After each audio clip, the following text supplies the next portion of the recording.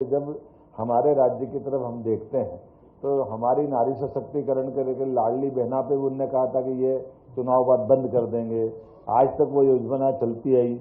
आज की स्थिति है कि लगभग 40,400 रुपये प्रति बहन के खाते में पैसा पहुंच गया है। ये हमारे राज्य का आंकड़ा। लगभग 55,000 करोड़ रुपए की राशि हम बांट चुके हैं। हमारे राज्य के द्वारा जो योजना चालू की, कोई योजना बंद नहीं की। हमने 1,000 की यात्रा को बढ़ाते हुए 1,500 तक बढ़ा दिया।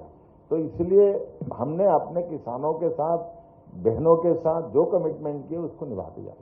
हमारे द्वारा गेहूं खरीदने को लेकर भी हमने जो निर्णय किया है कि गेहूं, आज ये बात सही है कि वैश्विक परिदृश्य में गेहूं का निर्यात एक तरह से न के बराबर हो रहा है।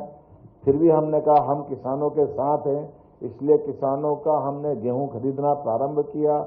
और ये बात भी सही कि जूट भी ना आने के कारण ये जो वर्तमान के वैश्विक परिदृश्य में हमको पॉलीथीन के वो जो बैग है उससे काम चलाना पड़ रहा है। ये बात भी सही कि हमने अपने किसान संगठनों के लोगों के साथ चर्चा कर पहले छोटे किसानों का माल खरीदते जाएं, फिर मध्यम का करेंगे और फिर बाद में और करते जाएंगे। तो मैं आपके माध्यम से कहना चाहूंगा कि सरकार हमेशा किसानों के साथ खड़ी है। हमारे द्वारा जो बोनस भी बात कही है वो बोनस भी हमने बढ़ा के दिया है।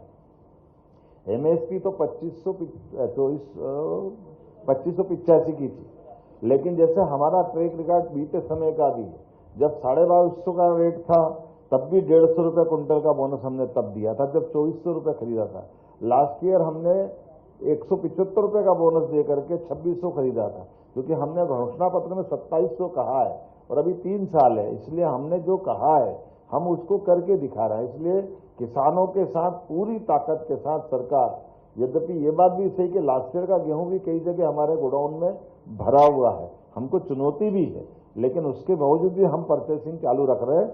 हमको इसमें कोई परेशानी नहीं। इसी के साथ हमारे अपने सरकार से भी, भारत सरकार से भी मदद मांग रहे हैं कि अभी हमको आपने 78 लाख टन का, मीट्रिक टन का जो हमको कोटा दिया है, इस बार भगवान की दया से फसल डबल हुई, उत्पादन बहुत बड़ा है। तो ऐसे उत्पादन में हम और कोशिश कर रहे हैं कि हमको कोटा बढ़ेगा, हम वो भी खरीद करके अपने किसानों को मदद करें।